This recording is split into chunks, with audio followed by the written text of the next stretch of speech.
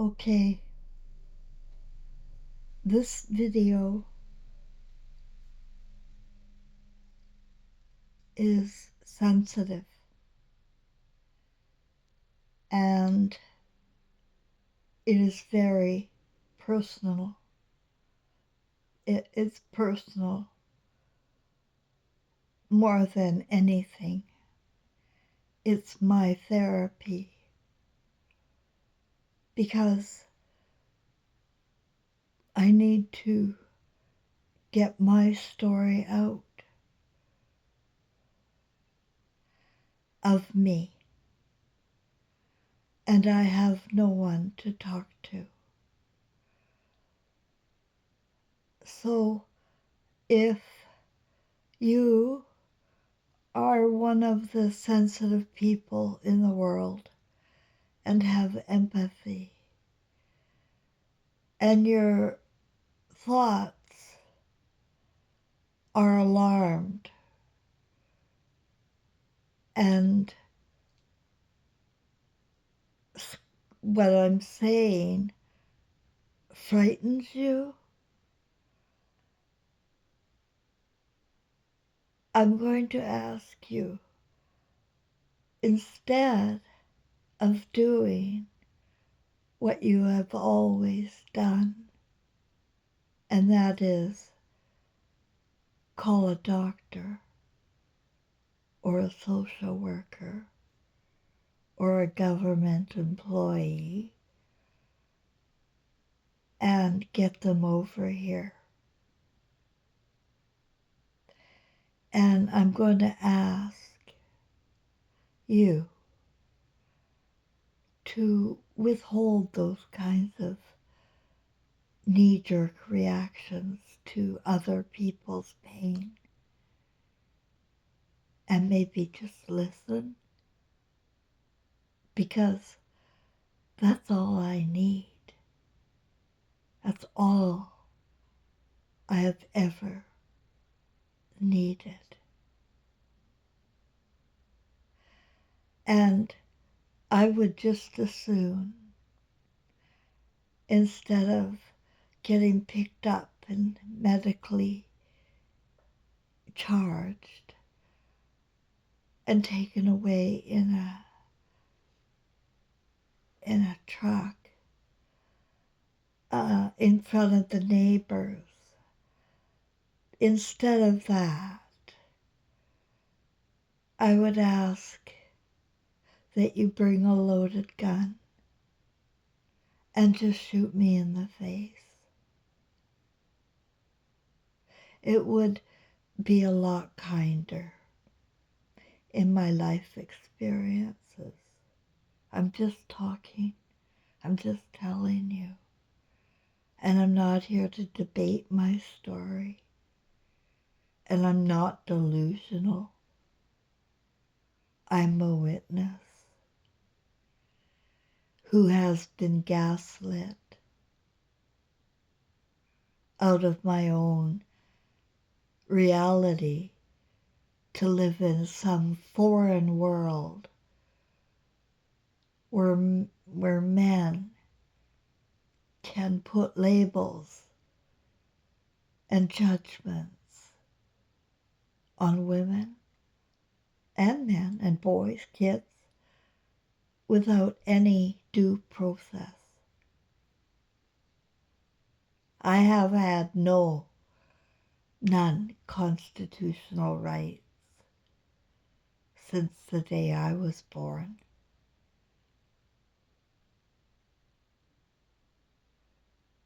Since the day I was born,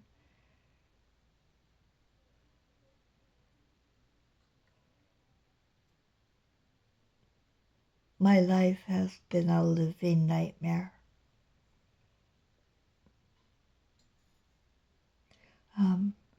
This is about my stepfather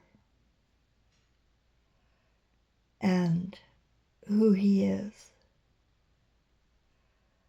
and what he did to me and probably thousands of others. I don't know. But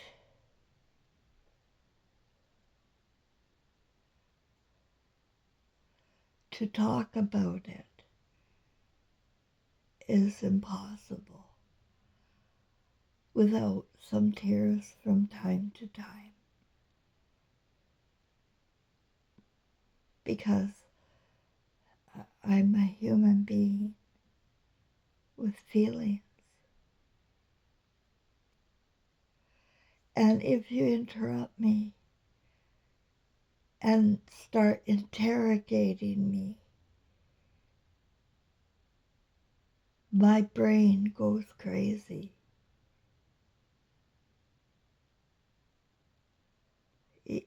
I can't go by policy.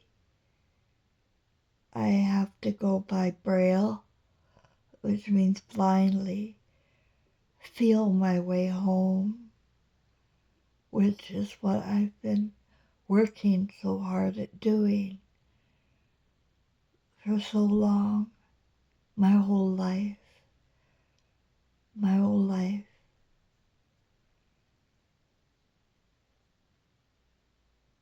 They say we take on careers of the help we need the most. Well, you should see my career. You can go look on Facebook. I'd be proud. Look at all the places I've worked and the professional the titles I have had and I've been blessed with that many women don't get. And I never got any pay, but I was allowed to go so far as long as I didn't rock any boats, any boats that have men in it to expose, like at the Hyatt Regency, Vancouver, where I was the employment manager. And I love that place, and the people loved me. And a year and a half after I started, I hired my son, Trevor, and he was welcome in.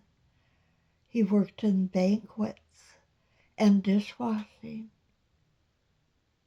when he was only 15 with me, hiring him with the department head's permission, of course. And they all said, all the managers, your son works like a dog. He's so good. They all told me that over and over.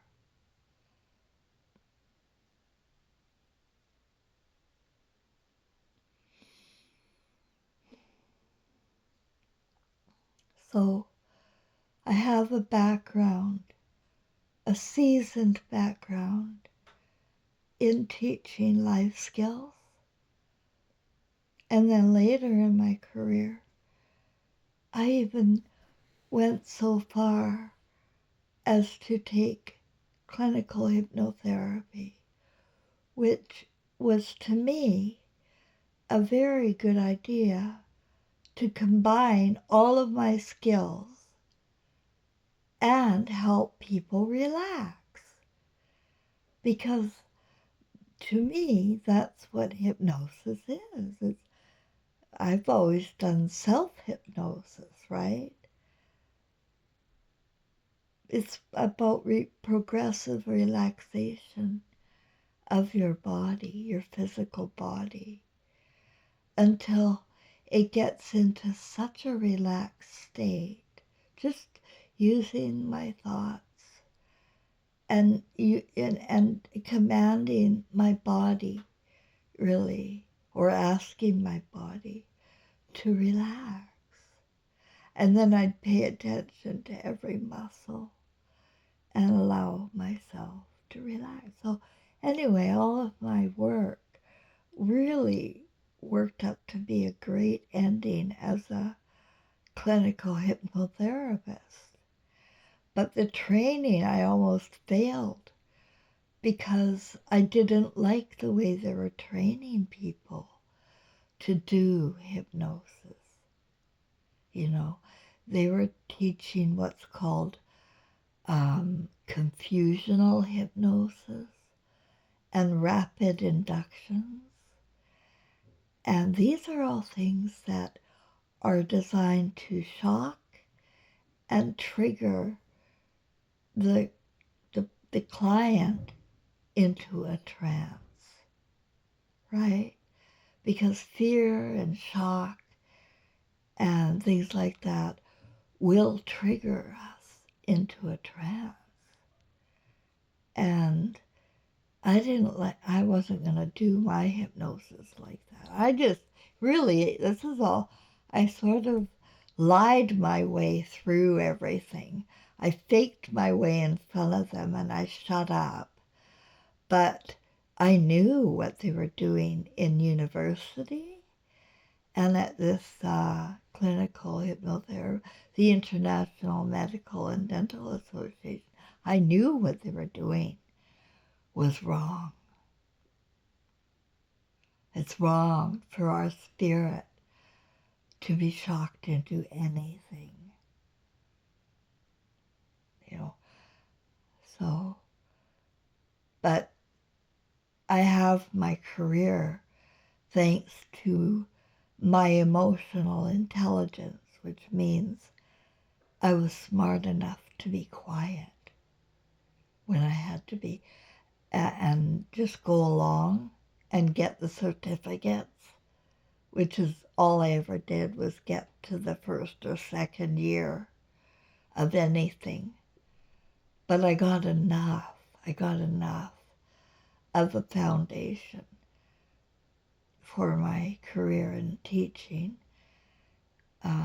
counseling, and clinical hypnotherapy, and I was an employment specialist. I was very proud of my career. It was all I ever accomplished, really. And, you know, the dream in my mind, you know, I watched TV and Dolly Parton working 9 to 5, and girls just want to have fun. I did too. And I did have fun. And in Vancouver, BC, I mean, lunch at Caesar's every day. I mean, this was in the early 90s. It was a $10 lunch Canadian for 2 rum and coke and a Caesar salad with chicken on it. And then we'd all go back to work. That was in 1983 when I worked at Reindex Home International, a large Commonwealth insurance company, where I was the collections person. And I collected millions and millions and millions of dollars from American insurance companies like Marsh and McLennan, and, you know, all of them. And I got to know them all too. They loved me. I was very good at keeping order and keeping the accounts receivable on time. You always pay your bills on time and you're organized. That's emotional intelligence. And, you know, I guess a lot of people are used to delay and chaos. But my work was done at 3, really. But I could never go home. Not in any of my jobs could I go home at 3 when I was done.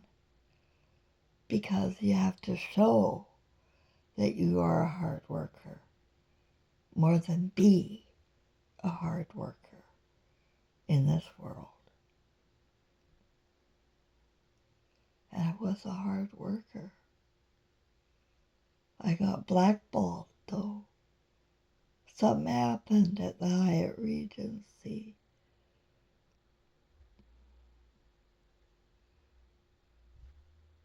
I think I hired the wrong person. It was a friend of my sister's. Yeah, I got everybody jobs who wanted them. And I liked Michelle a lot. And she was very professional looking. And I thought maybe I could get her a job at the front desk. And I did. I got her a job there.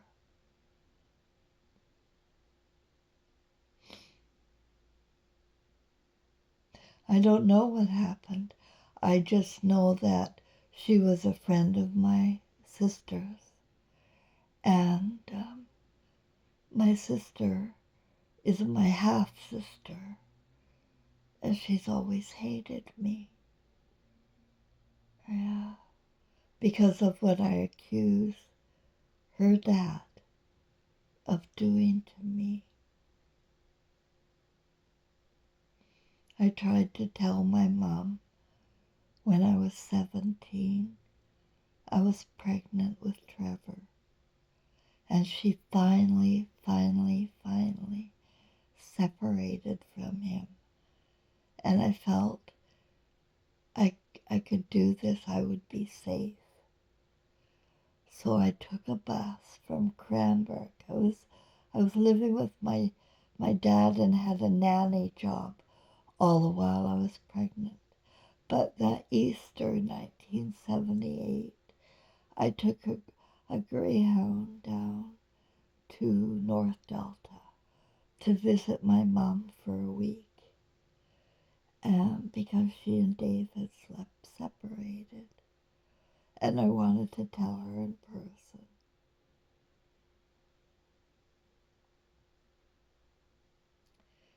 And her face went beet red. And she stood up in a rage.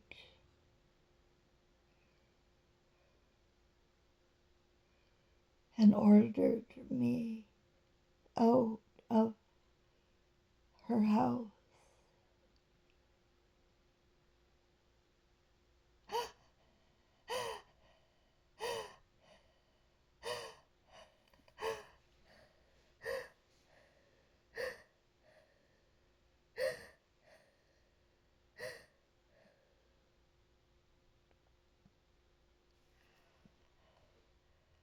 She met him when I was in grade 2.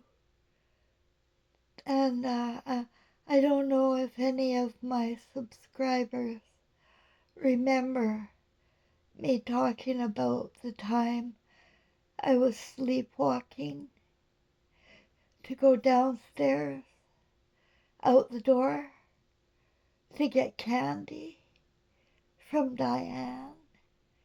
I was in grade 2. But that's when that's when Dave was in the house. There's a problem with that story now. Just like with the toy Tonka truck, it was outside on the green grass, just sitting there waiting for me to play with.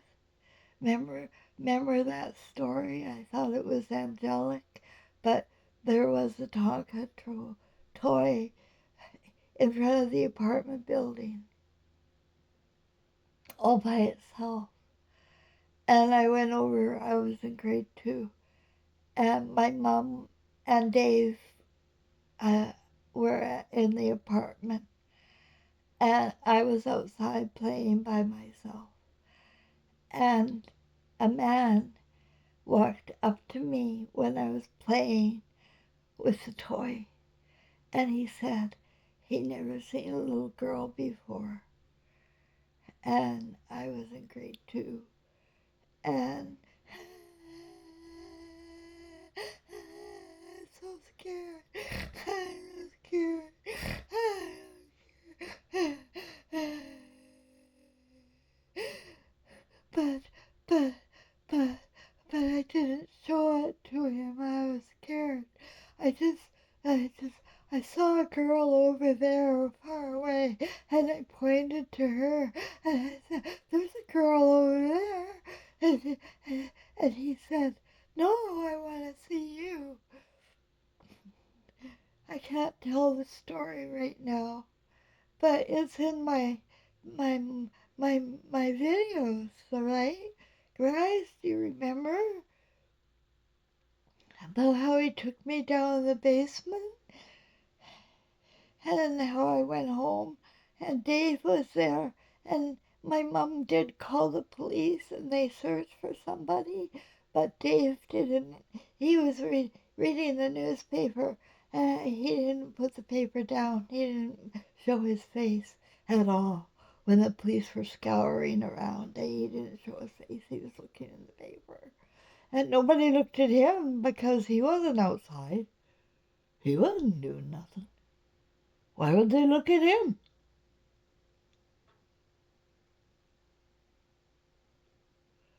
He sent people to me since grade 2.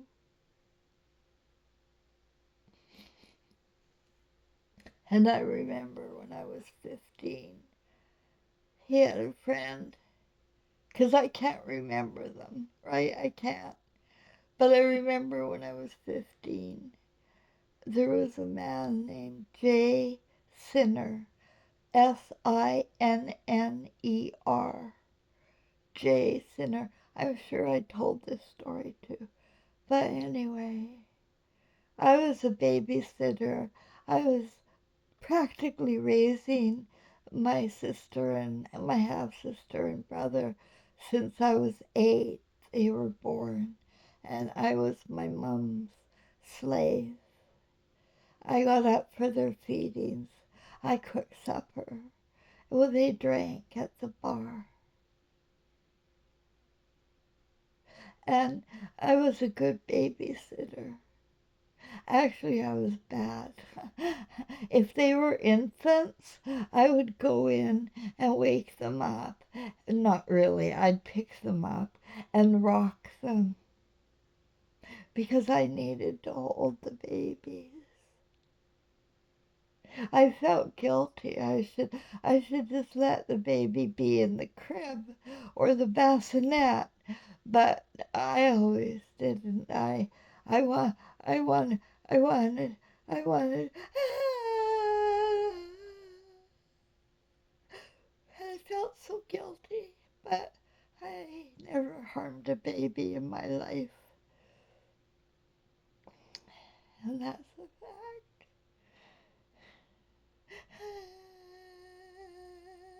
They say I hurt babies.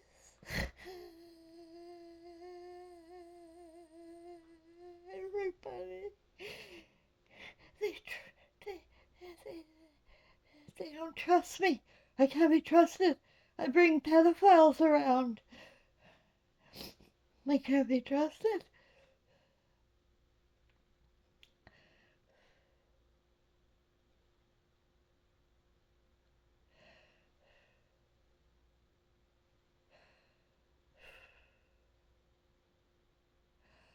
I allow all my emotions to come out.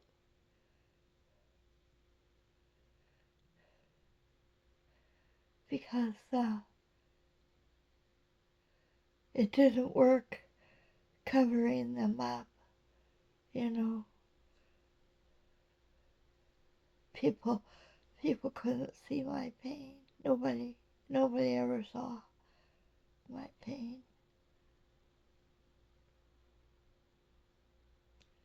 Part of the programming is make sure everybody thinks everything's fine or they think you're negative and they'll never be around you. They hate negative people. So don't be negative.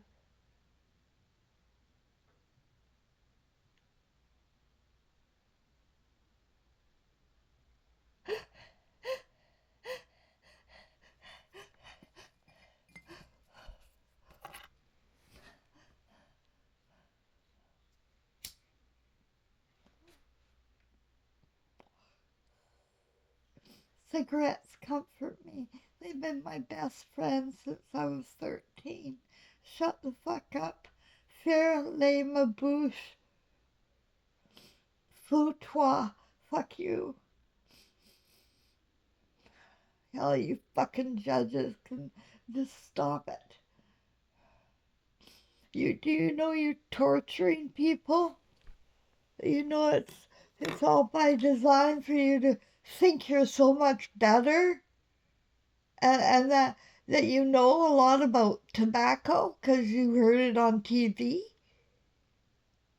and they don't want anybody to smoke now. Do you know why? What they discovered about tobacco? Do your research. I'm not telling you. I told you in my videos. It's a natural plant, and we've had it for thousands of years, and they smoke it all around the fucking world.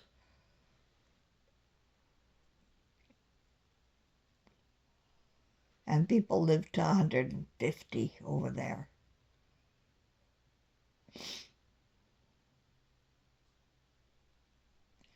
But here, they have demonized everything, especially the people that have the kind of awareness I have, I guess. I don't know. I just know there was something in my IQ test that I did in grade 1 or in my blood that has caused me to be a target.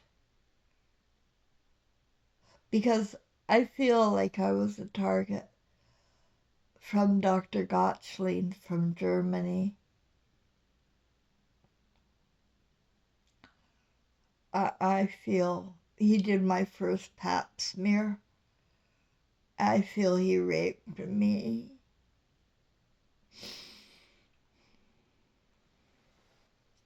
My mom forced me to have one because she said I always must trust the doctor.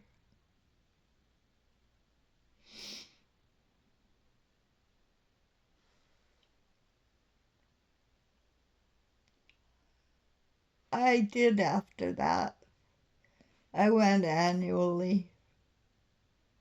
I hated every fucking one of them. Oh, my legs spread like that, wide open. Yeah, I can't think about it.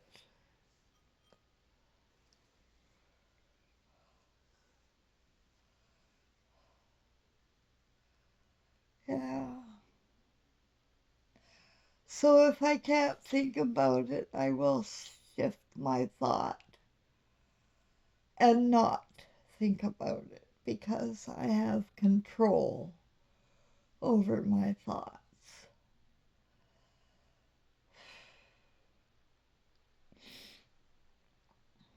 I have control over my thoughts and my body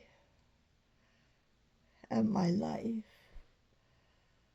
but I don't have control outside of myself.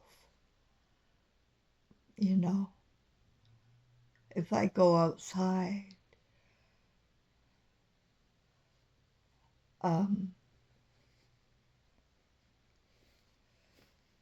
for example, I was forced to go to the hospital for some reason in 2021, and I told the nurse I was on a gurney, and I told the nurse that these new masks and whatnot, they're scaring the children. That's all I said. Like that too, I said, hey, these masks, they can't read your lips, and that's how they learn to talk. They won't be able to talk. And you're scaring them. Who are you? They don't know. You can't do that. The kid, you can't wear a mask around a child. And I got locked up for 13 days, 2 weeks. I wasn't violent. I wasn't suicidal. I wasn't hurting anybody. I just said what I felt in my heart. And then I was at the hospital again in 2023 with, I have several diseases since the tests, those tests.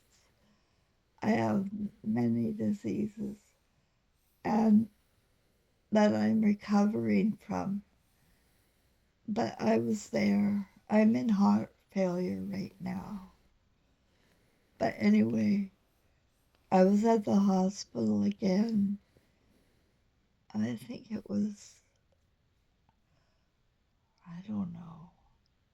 It could have been last year when my rheumatoid arthritis was so painful and my heart failure so painful. I went in. I asked for help from a guy to take me in. I couldn't go in by myself, but I had to get help. And he said he would help me. And he took me there and he abandoned me there. He is part of the targeting me, I think, you know. I am targeted. It works through men and medicine. And it's a very convoluted program.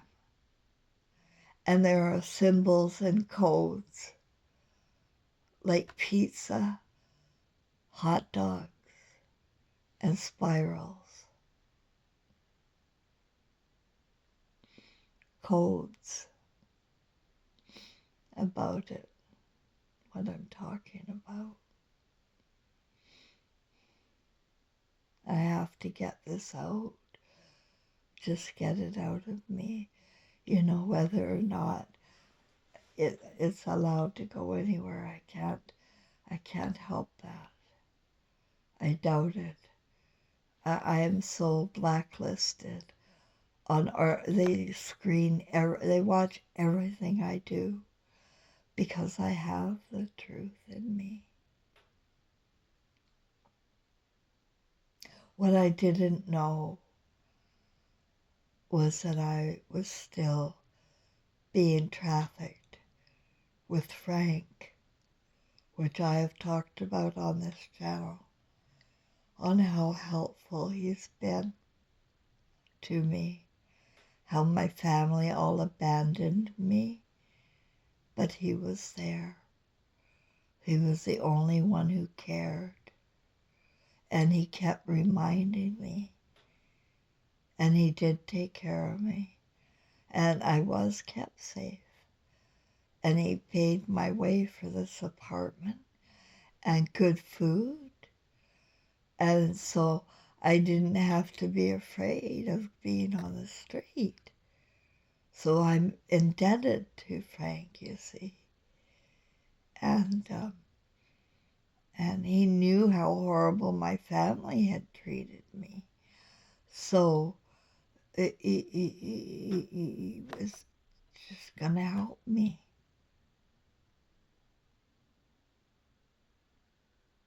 Before Frank, of course, there was Gary, my husband of 20 years. And he came along when I was 25 and working and going to school full time and working full time.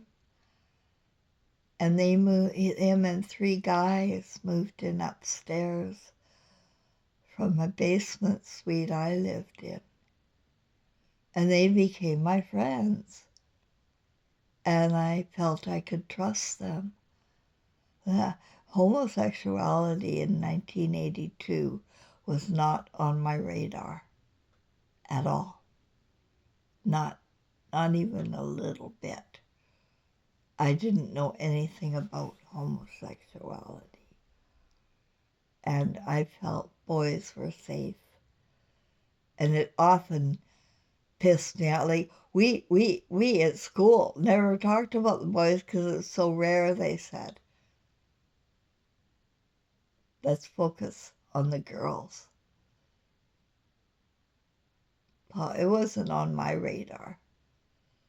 So I was very free around Gary. I let him give my son toys and a bike when he was 5 and Lego. He wanted to become the Boy Scout leader and Cub Scout and Beaver leader. He was all of those things. He took them all camping in the forest. His dad did that too. His dad was a humanist. He said they were atheists who are from the Vancouver Island and from Holland, and the mother is from Germany. And they came over in 50s. And they had 2 children very late. Over on the island they lived.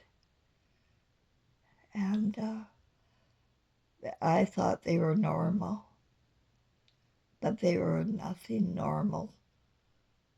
They were sort of robotic to me. They didn't have real feelings to me.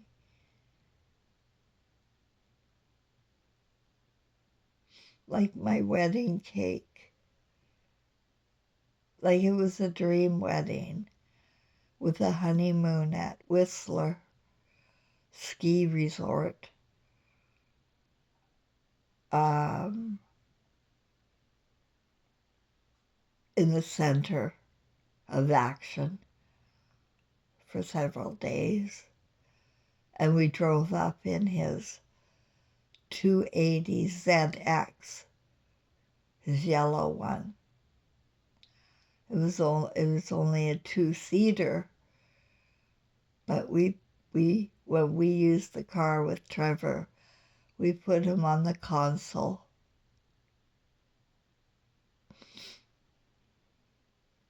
He was very good to Trevor. What more could I ask for?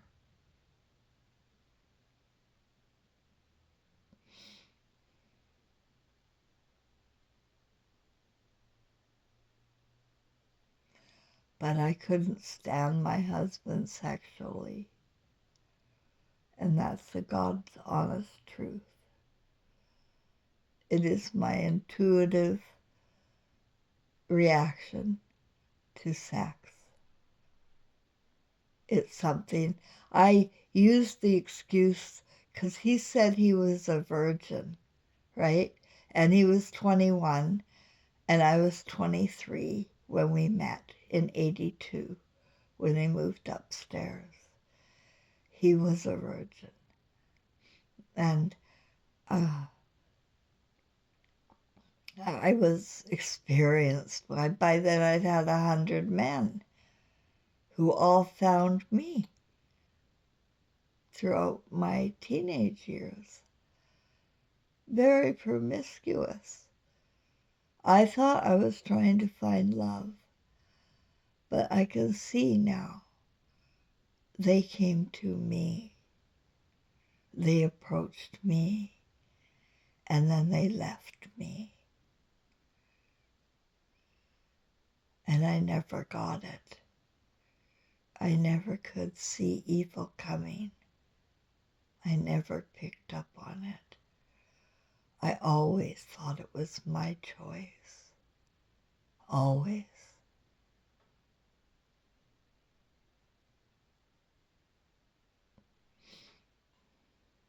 until Fort McMurray when I was 48,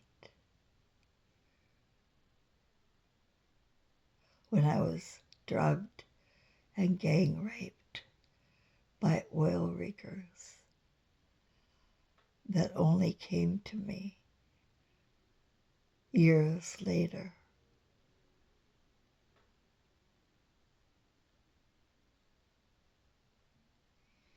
My boyfriend Todd from Vernon, British Columbia, who had 2 sons and no mother. And he was a terrible father, so I thought I could be a good influence on his sons. But he never let me around them. We always had to go out. And then he ended up in the oil rigs.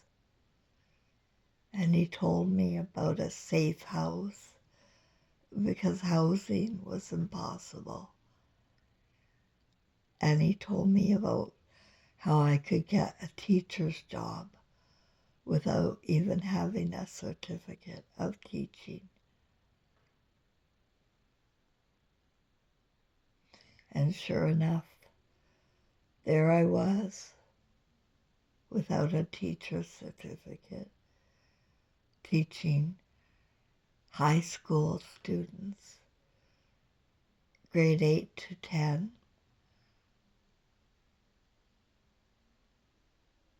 I taught English. I taught learning to learn, because they were my favorite subjects, and I'm probably best at that. Because I'm really retarded with math. I can't divide, never could.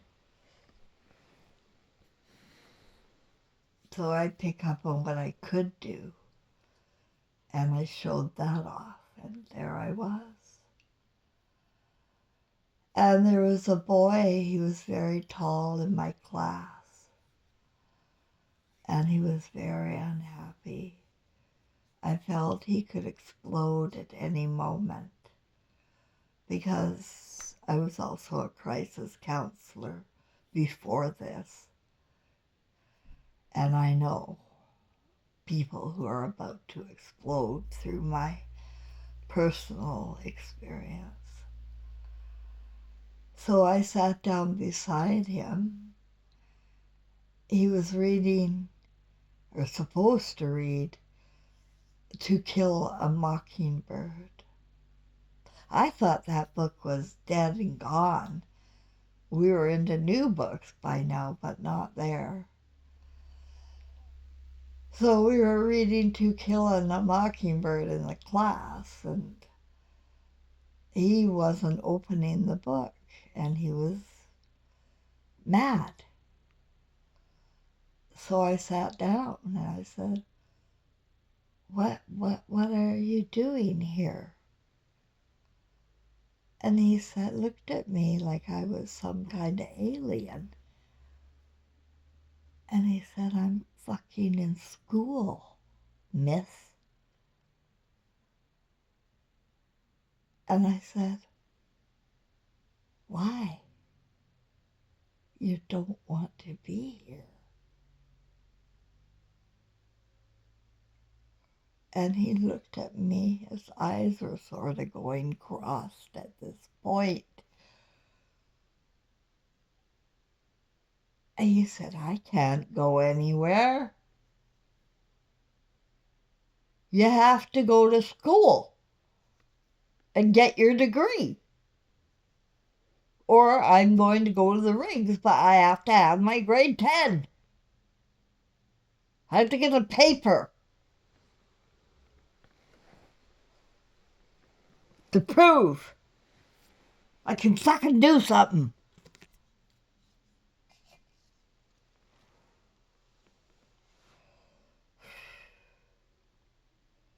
Boy, did I ever feel for him. We were the same, but I couldn't and I wouldn't tell him that because I was emotionally intelligent and knew I would get fired if I did.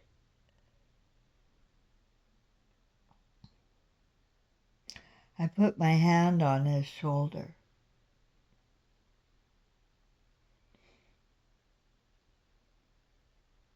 Just for a minute, and I was quiet. I think it calmed him down too.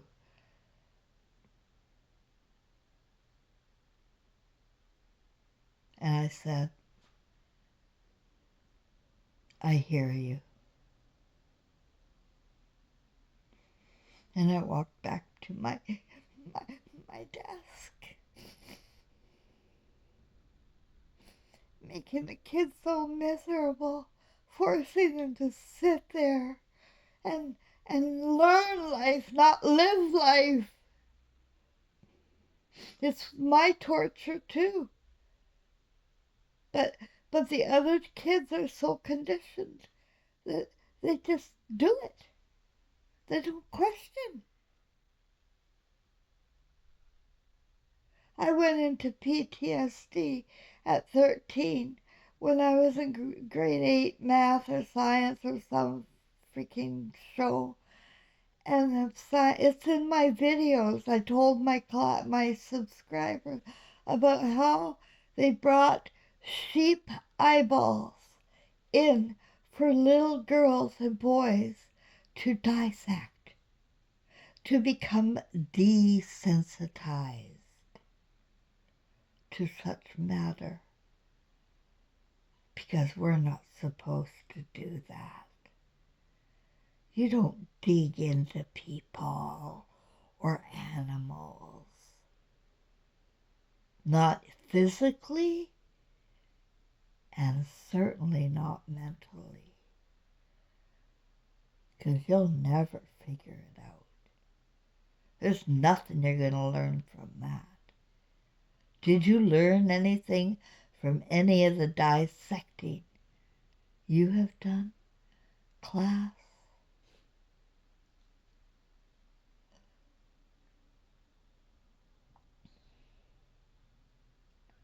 Yes, if I sound angry, it's because I am.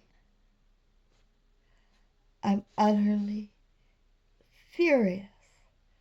I'm not allowed to express anger, or I am judged and put away and feared.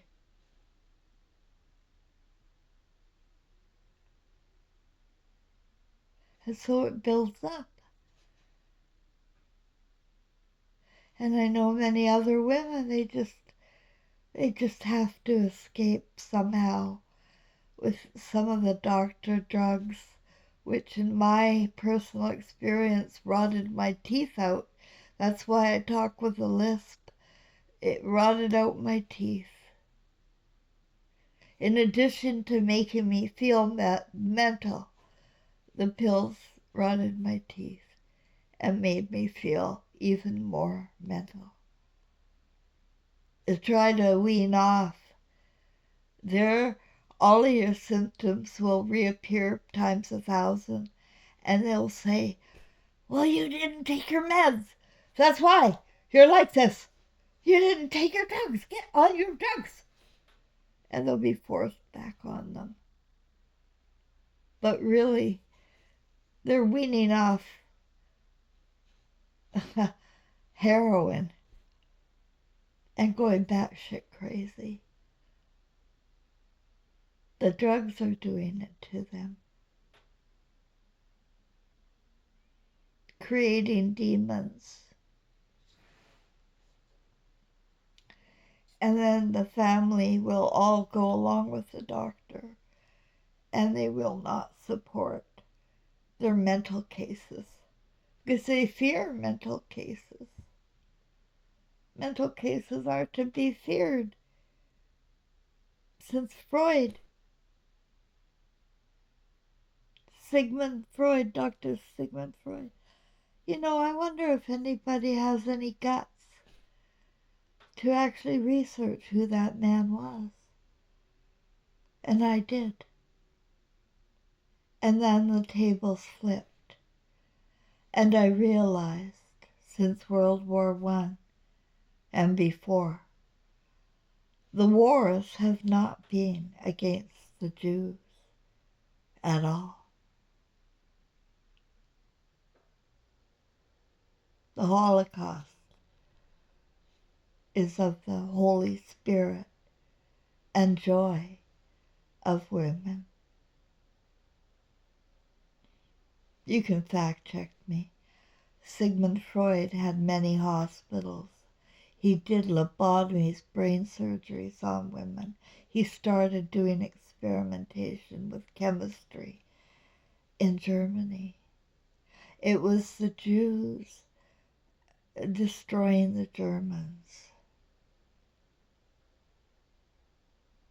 and using Asian armies to Mongolia, hypnotized armies. I don't know where they get the money. But the Jews, this is the truth, created the Holocaust. And that's the Germans. Came over here in a like Ilse to Bokhorst, Gary's mother from Germany. She had deformed feet, and she was stunned all the time. She never thought right, and I knew that. But she was quiet. She just did the garden all day long, didn't say a word. His dad was from Holland, but he was involved in atheist activities and camping in the forest with kids and his son.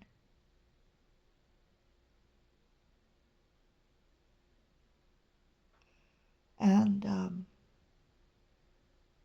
these are facts that can't be debated in my mind.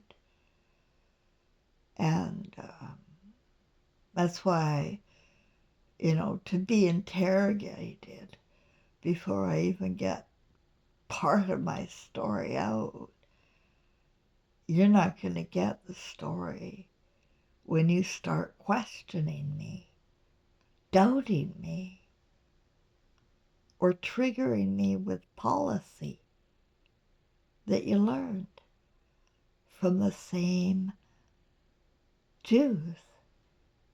Because if you look at the schools, like I see my sister-in-law,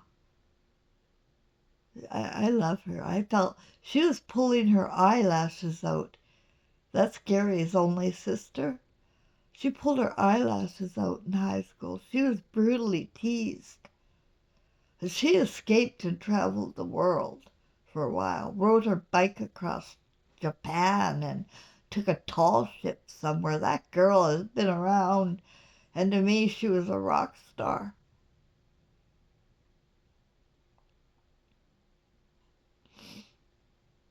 But she's sleeping.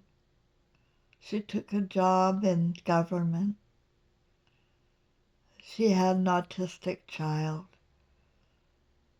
and I wouldn't be able to reach her. But I know that she is also married to a Jewish guy, and she doesn't even know it. His name is Kevin Smith, and he is Jewish, and she is German, and he is handling her, keeping her in a state of trance and mental confusion.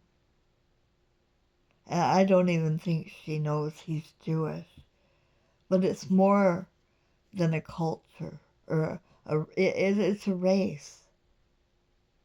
It's a race.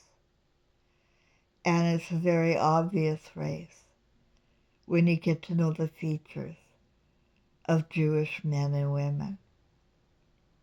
And it's my experience that they intrude in people's lives as often as possible and create chaos. And they hire, or they form cults, religious cults and Mason cults, and gather recruits to trick people and change their reality for fun, to make people think they're crazy. This is how the Jews work, and then they get others to do the job for them. Bye.